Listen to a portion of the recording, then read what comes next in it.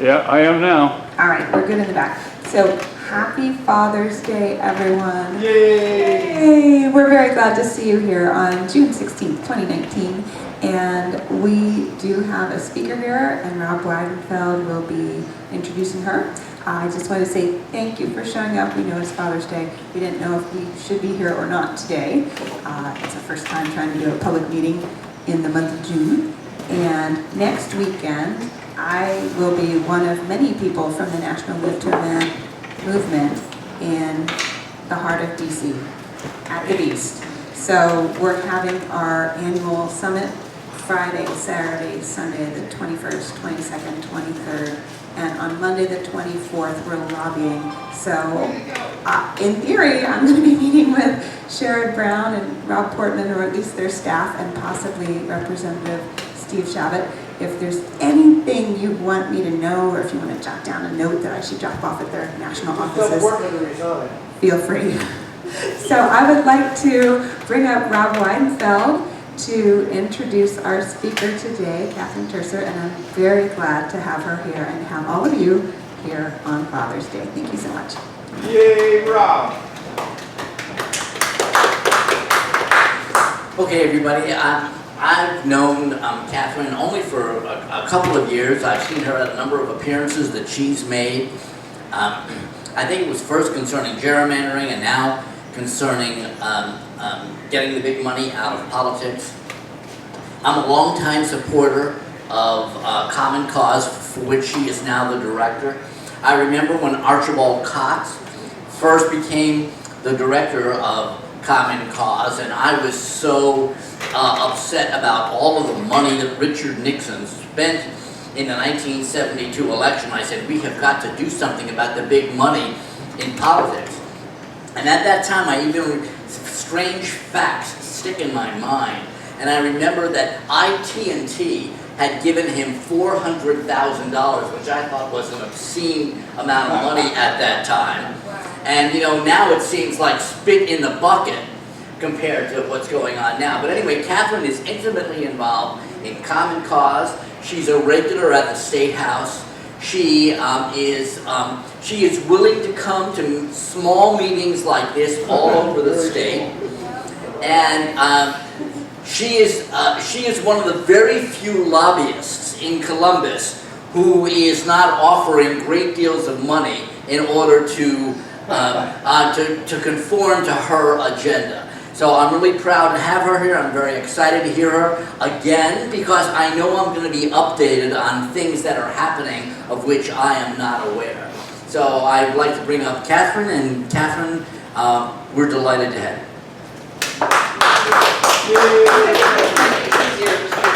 By the way, I should also mention, Catherine is on the state coordinating committee for Move to Amend. So I should not neglect to mention that. All right, everybody. You'll notice technologically not prepared. Oh, so we're a smallish group. So I'm going to ask everybody here to say with me, we are the leaders we have been waiting for. We are the leaders we have been waiting for. I think sometimes when we get together and we're a very small group, it's really easy to think, oh, where are the other people? What's going on? And yet, we're here, and the right people found their way here because you are the leaders. And this is a tremendous challenge right now. Every single day, there's news that just breaks your heart. So this morning, I was listening to Wait, Don't Tell Me. Wait, Don't Tell Me. And so on Wait, Don't Tell Me, one of the questions was, you know, did President Trump say X, Y, and Z? And the correct answer was, I'm not like President Nixon because I won't leave. I'm not like President Nixon because I didn't break the law. I'm not like President Nixon because I won't leave. And so, you know, we're in an era where things feel really topsy-turvy. So when I was first planning this, I started thinking about, you know, we find ways to figure out how to deal with our First Amendment rights in public. So for example, when we're here, we went through a process where we said, okay, Catherine, you're going to speak for 30 minutes. Basically 20 will be your talk, 10 will be your questions. And we figured this out so that all of us have an opportunity. Yes, some of us have a little bit more, but we all have an opportunity to exercise our speech, our voice, our vote, like that whole notion of we all collectively come up with these rules. And we generally honor these rules. And so as we think about what that means that, you know what, there are rules. At 3 a.m., I cannot go shout anything. For example, the Declaration of Independence. I could not stand in the street and do the Declaration of Independence because, of course, your baby's sleeping, right?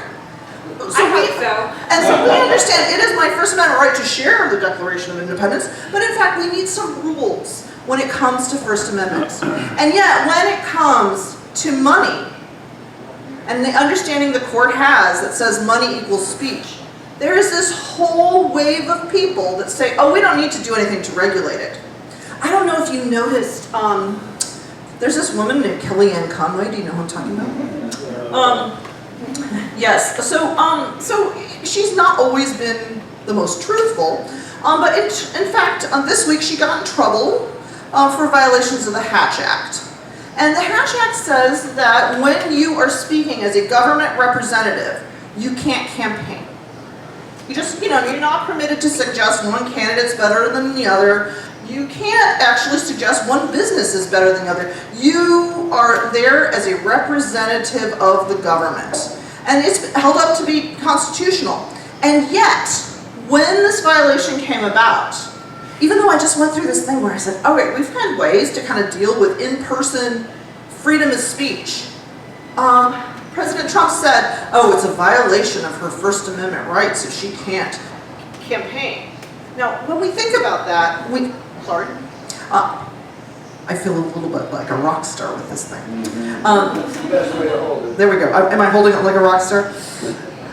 So when we think about the norms that are being violated right now, and when we think about the changes related to money, we can go back and we can think about Richard Nixon, and we can think about, okay, when in fact we became aware there were bags of money that was used to pay people to break into Watergate Hotel. That in fact we said, okay, what we need to do is we need good disclosure. We need to have some campaign contribution limits because we want to get at the root of quid pro quo. And we also should limit how much is actually spent because, we want to make sure that everybody has an opportunity to be heard. And we know that what happened is that this went to the Supreme Court. And the folks in this room know this better than most, that with Buckley versus Vallejo, that was the first time. They didn't say that money was speech, but they said that money was the gas that made the car go. That in fact, if in fact you're going to exercise your First Amendment rights, unless you're here in a bar on Father's Day expressing you need money to pay for a sign. You need money when it comes to TV. You need money when it comes to ad. So limiting the amount you can spend is a limitation on First Amendment rights. And then when we start to think about, well, okay, so this kind of makes some sense. And yet, the direction that this has gone has had a terrible influence on our democracy. And so, when we think about the power and promise of democracy, the power of everybody having a voice, a participation that would lead to good policy changes and the kinds of ideas and visions we might have, not just for our city, our county, our state, but the whole nation, we are so far from that. And sometimes it's very hard to hold in your head the vision of something better with the challenge of money in politics. It's hard to hold on to that vision. And there's that kind of cognitive dissonance at one point. How do you hold on to that? And yet, if we do not hold on to that, we lose the kind of hope that will get us out of this. So I know that there are people in this room who have done all sorts of things to hold on to that hope. And since we're a small group, I would like to ask whoever wants to step up to talk about how they hold on to hope and what it is that they do to tackle money in politics, I'd love to hear that. Who'd like to go first? I just mentioned what has for a long time been my mantra is Antonio Gramsci, pessimism of the mind, optimism of the will. If you just look at it in a purely analytical way, you wouldn't do anything. But that's why you have to stress the will, because it takes some will to even confront all the awful stuff your mind knows is going on. Anyone else? Richard. To hold on to hope for me is trusting step by step by step, to think of the little actions that I can do and see it as a value, and then let that be, and then take another one, and then another one, and then another one, and connect with the other ways to connect with valuable people is we are together. Did you want to add?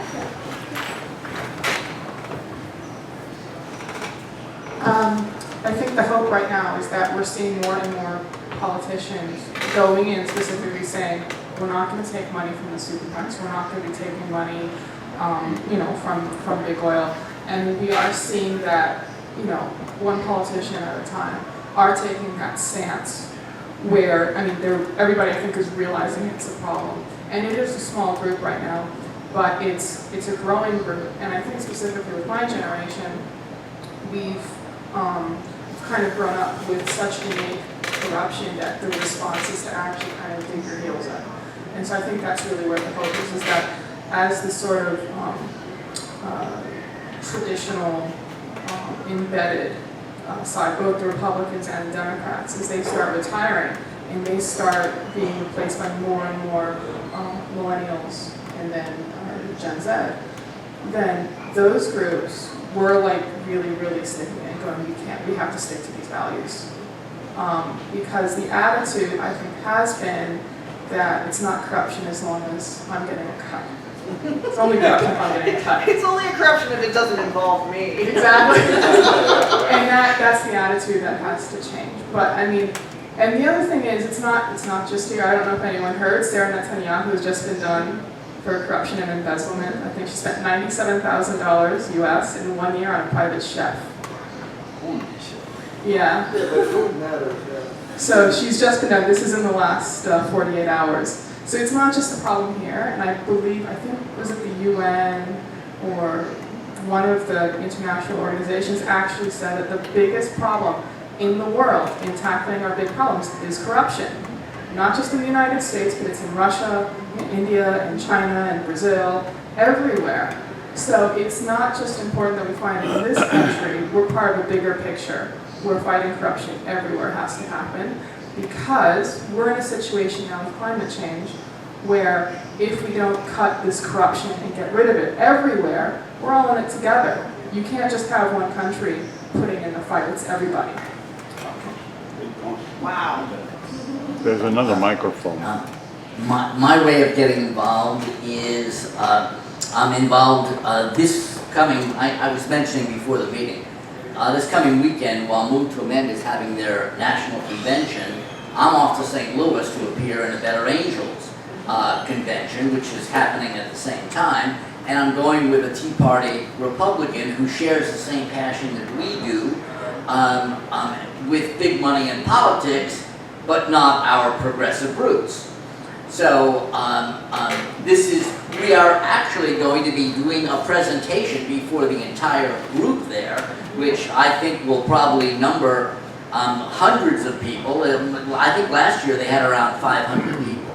But we have to go in equal numbers, reds and blues. So we're doing a presentation there. With him, I have appeared, and with Deborah, we have appeared at a number of different venues throughout the greater Cincinnati area. I have testified with Deborah and with others at before subcommittees, and also spoken to legislators to try to get the word out. And I guess I have to get better at inviting people, because not enough people are coming that we are inviting to venues like this. So I'll pass it on. Anyone else? I gotta get better at inviting people too. I'm in like a ton of things right now. I'm guessing basically connections, connecting with more people. Because I have those Tea Party friends. And there's certain things we connect on, and then there's other stuff that's just like, okay, you know, you're my friend, we're just gonna cut it right here. We'll try again another day. So the corruption is so bad. We definitely have to work on that because climate change is real. People are wondering like, oh, it's not real. I'm like, okay, go golfing and see what happens to your golf course in a couple years. And you're gonna be like, I'm just telling you, that's climate change. So it's a lot of work to do. We can't all do it by ourselves. So we just gotta galvanize more people, get them going. It isn't a village, it's a township, it's a city, it's a state, it's the world. We have to. Our kids, our future kids, their generation, they're depending on us. So like you said, we are the leaders we have been waiting for. We really are. We just got to keep fighting the good fight. Yay, way to go. Hey, Crystal. So I guess there's different things that motivate me. I think coming to the Move to Amend meetings are helpful because we can look at these cartoons and they're very nonpartisan. I don't care if you're Democrat or Republican. I don't care if you're green. I don't care, libertarian. I think you're going to agree, big money in politics, that whole idea that someone just gets to buy off our politicians is wrong. And if someone doesn't stand up and do something, it's like letting the negative, or in some ways the evil side win. And no one wants the world to turn evil. I'm not suggesting that to be really extreme. I'm just saying the good people have to stand up and do something. So I come to the Move to Amend meetings, I help organize them. Sometimes we get to speak and I make sure someone from our group can speak. And I do weekly political luncheons. That helps me as an adult, as a stay-at-home mom, because that's a hard place to be without adult people to talk to.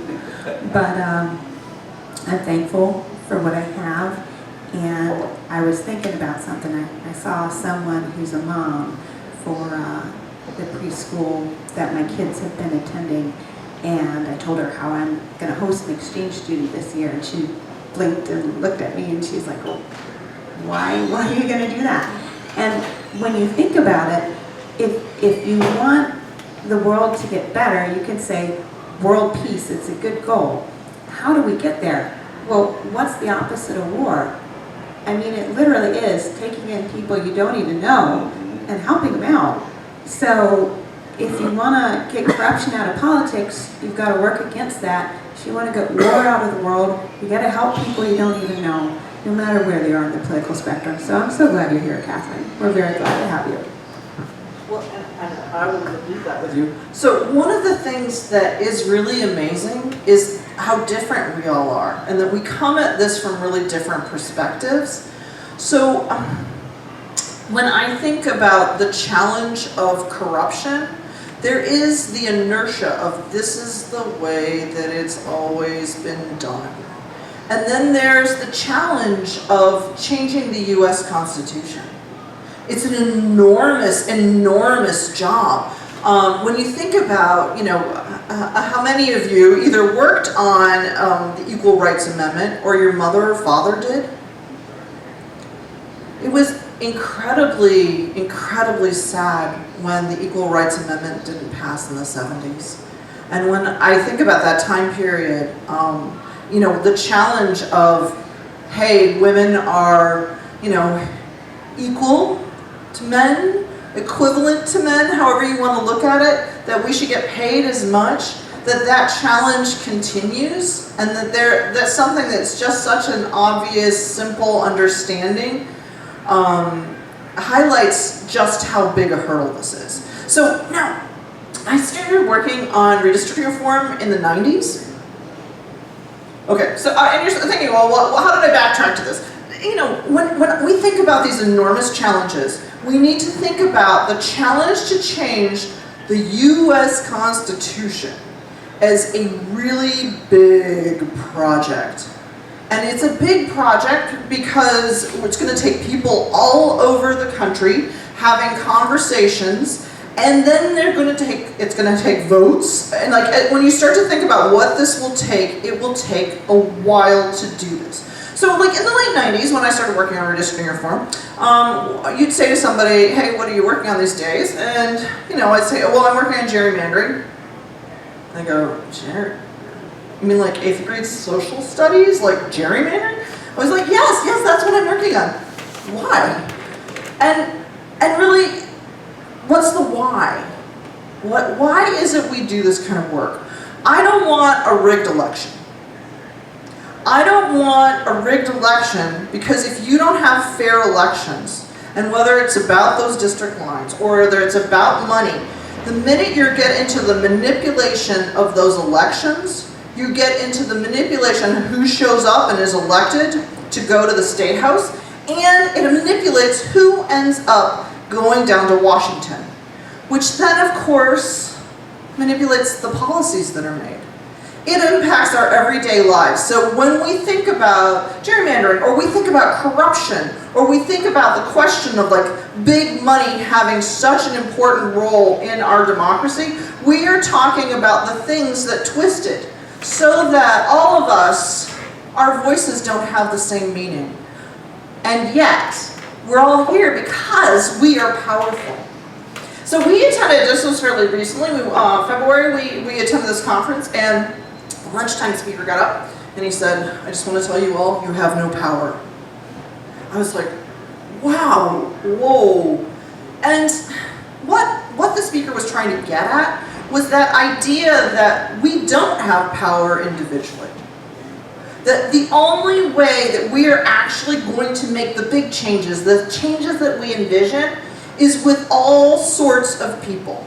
And that we need to be having not just conversations with the people that are like us, but just like you were talking about. We need to have conversations with people that we aren't even really sure we like exactly, or we really don't quite get where they're coming from. Because this is a challenge that impacts all of us, and unless we find a way to overcome this, money is bigger than just one person talking about the problem, or 6 people talking about the problem, or 7 people, or 8. We need to be thinking about, how does this become a movement?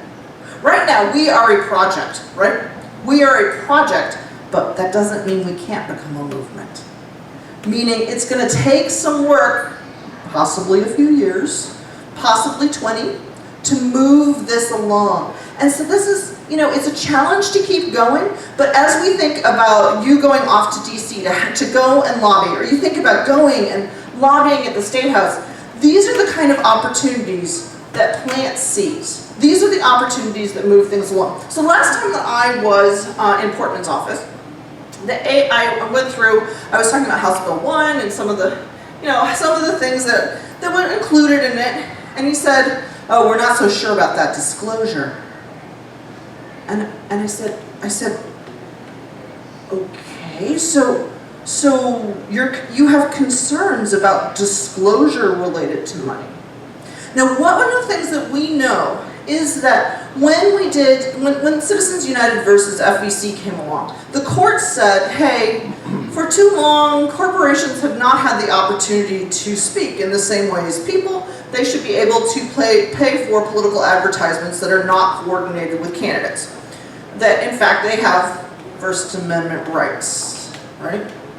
But they also said in the Citizens United decision that, in fact, we do have the right to information, that we should have good disclosure so that we can understand what's happening with the money that is given. Now, the thing that is interesting is about the time that Citizens United was passing, the Chamber of Commerce moved from saying, oh, what we want are just really high limits or no limits because, people are going to spend the money, it's going to find its way anyway, so what we want is disclosure so you can assess it. Once we got to Citizens United, so we're talking about 9 years ago, the Chamber of Commerce, ALEC, there were a number of different organizations, American Legislative Exchange Council, number of different organizations that changed it to saying that they weren't about disclosure. That in fact disclosure becomes a First Amendment, right. That in fact knowing who the speaker is could get in the way of their ability to speak, because people might feel stifled to speak. Now, before this, Democrats, Republicans, Independents, everybody basically agreed on disclosure. And I have genuine concerns that we are going to lose the kind of disclosure that we need. And so what I wanted to talk to you very briefly about was what's going on at the State House. So how many of you have been following House Bill 6? Okay, do you want to tell us what House Bill 6 is? It's the EPA, coal, yeah, nuclear, like the nuclear, and coal, yeah. At the expense of renewable energy. Yeah, because I had a conversation with somebody Friday because I was at a party and he was in a room. Good old Bill Cody. Yeah. So I was like, okay, come on now. This is really, can't we do better than this? Like this. I'm like, I live here, we're all friends, but this is crazy. And then I'm like, my other friend works with this pizza guy that does coal pizza, and he gets his coal from the Pennsylvania, coal mine. So he was like, well, and I'm just like, okay. But it's a nuke bailout, basically. That's what it is. It's a nuke bailout. It is a nuclear bailout. There are 2 nuclear facilities up on Lake Erie that basically have decided to declare bankruptcy.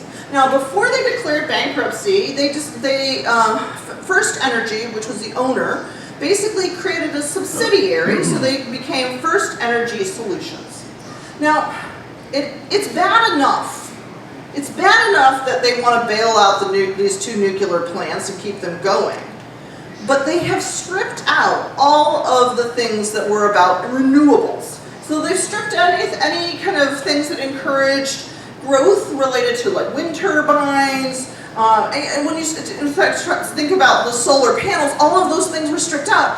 And then they actually added bailouts for coal companies. Now, the coal companies aren't all in Ohio. So this is incredibly upsetting. And the thing that I wanted to highlight to you, and I had, if you don't have the handout, I would encourage you to read it. The reason that I wanted to talk to you today is that we need to understand the kind of money that's going directly to candidates.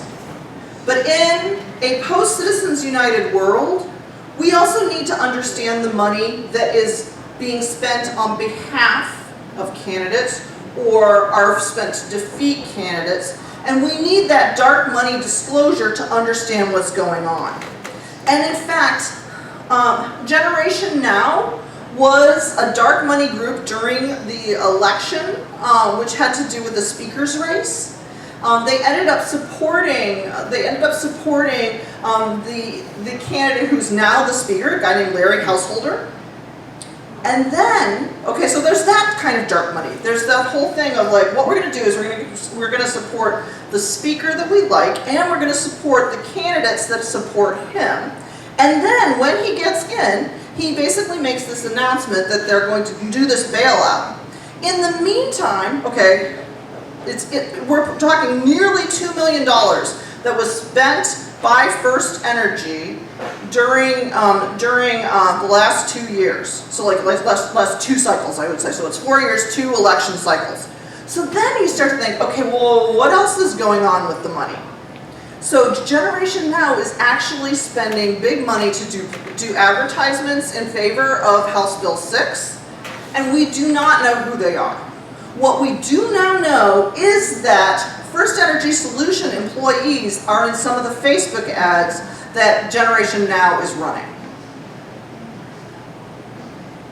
So what I'm leading up to is a call, not just, as we think about it, we need to work really hard to amend the Constitution. But we should also be thinking about what are the things that we can do at the State House that will draw attention to this. Because if everything stays in the dark, people are not going to truly understand the dramatic role that money is having on their daily lives. Because consumers are going to be paying for these bailouts. We are going to be paying for these bailouts.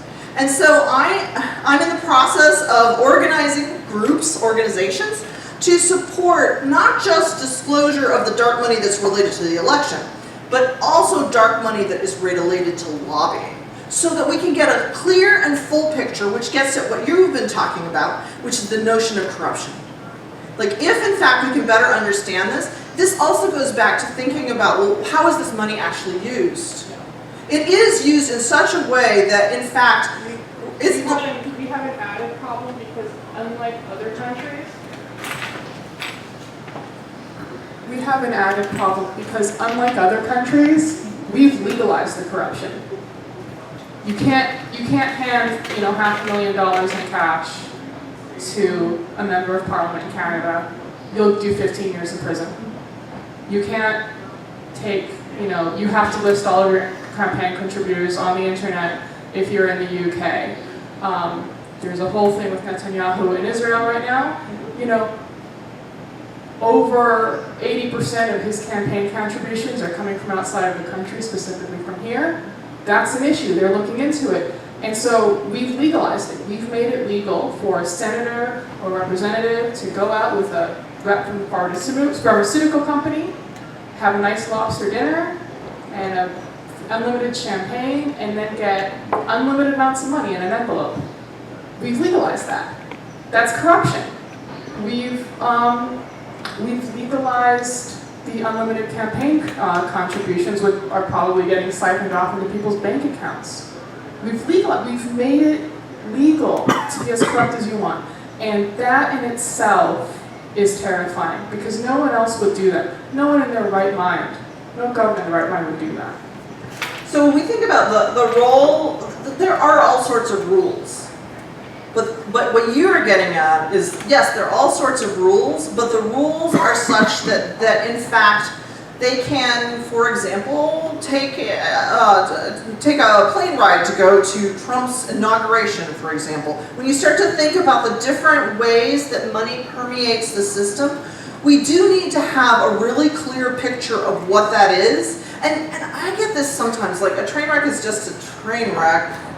And yet, if you understand what caused it and you can draw attention to it, that is why the role of disclosure is so important. And so I'm going to encourage you all, if you're affiliated with different organizations, we have not in fact introduced a bill on this yet. This is the moment is just people coming together to say, hey, this is what we would like to see. We don't just want the dark money disclosure that is related to elections. What we want is all the dark money to be disclosed.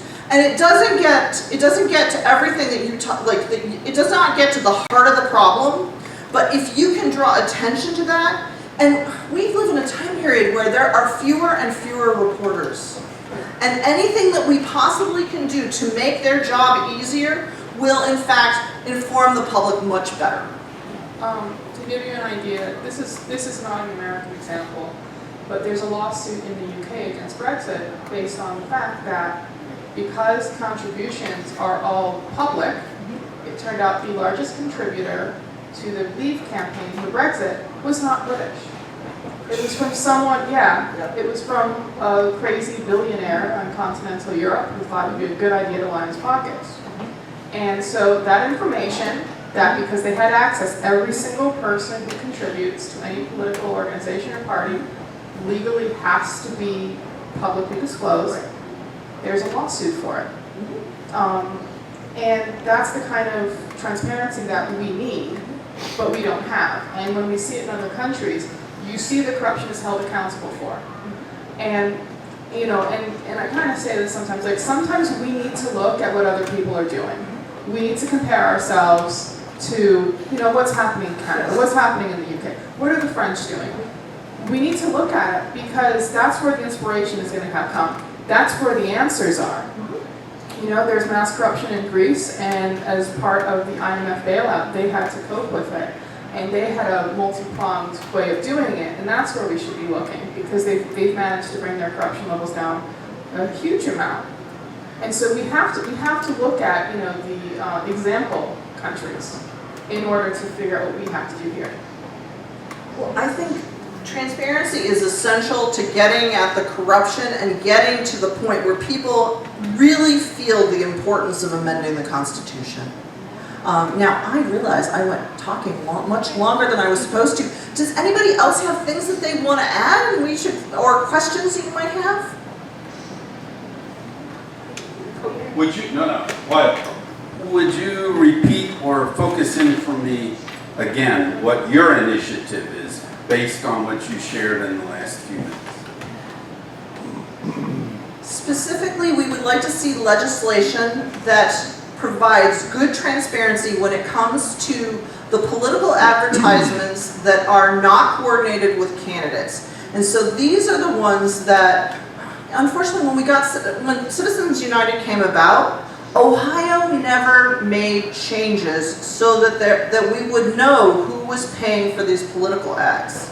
And so, for example, the Ohio Elections Commission has suggested that these organizations that run advertisements tell the Secretary of State that they're planning on doing it voluntarily, but no requirement whatsoever to identify who contributed or helped pay for those ads. Now, other states have actually made these changes. They said, okay, we deserve to be able to follow the money. We deserve to know who is paying for these political ads. So my first part is, hey, we want disclosure of who's paying for political ads that are related to elections. The second part has to do with, we also want to know who's paying for political advertisements, whether it's on TV or Facebook, or whether it's something you hear on the radio. We want to know who those are when it comes to lobbying. Because how is the public supposed to make an informed decision when they see an advertisement that asks them to call a legislator if they don't know who is the speaker? Are we talking about the people that are getting the bailout? Are we talking about the Nurses Association? It could be any number of people. We have no idea. Now, we can make some really educated guesses because now we know who's in some of those Facebook ads, that it's very likely paid by First Energy Solutions. But that's not okay. We deserve to have full and clear transparency. So I'm asking different organizations if you are willing to participate in a press conference, if you're willing to lend your name in support of improved disclosure. And so I'm taking this show on the road and talking to people all over the state of Ohio about the importance not just of the money related to elections, and it's been 9 years. Citizens United was in 2010. It has been 9 years. There is absolutely no excuse for the lack of transparency that we have right now. Does that answer your question? Yes. Did you have a question? That wasn't a question so much. I mean, at Richard's direction, I've been working through Tyler's Billionaire Democracy. And what really strikes me is the issue of ideology. I mean, he cites two factors in the change towards more and more aggressive corporate action. And the first one he cites is Ayn Rand. And I think it's I thought that's very insightful because it shows, the previous Republican speaker said that was the most important book in his life, And the second factor he cites is simply the fact that more and more corporate executives realize they need to invest in politicians. What he doesn't mention is the crucial role of Lewis Powell's memo in convincing hundreds, if not thousands, of corporate executives, like, oh shit, we have to be really political because, the commies are taking over and the universities are all full of the corrupt, critical thinkers and so forth. And I think what makes me wonder is how do we project an ideologically compelling story that isn't just saying, as these wonderful cartoons say, this is really ugly stuff. It seems to me we need to work at projecting Well, I think is in some of Tyler's book, what actually represents concretely effective sovereign democracies, and he gives lots of great examples. Do you have one you want to share? Well, I mean, I think Naomi has mentioned a couple of them. He has a whole list of specific things. Obligatory voting, specific payment for TV by the government that everybody else has access to. Again, clear laws against bribing politicians. I mean, there's a whole slew of concrete things that, and the main, what I thought was actually most exciting in the book was when he was talking about corporations that have half workers on the board of directors as totally transforming society. The idea of actually empowering the people who have been totally screwed by dark money.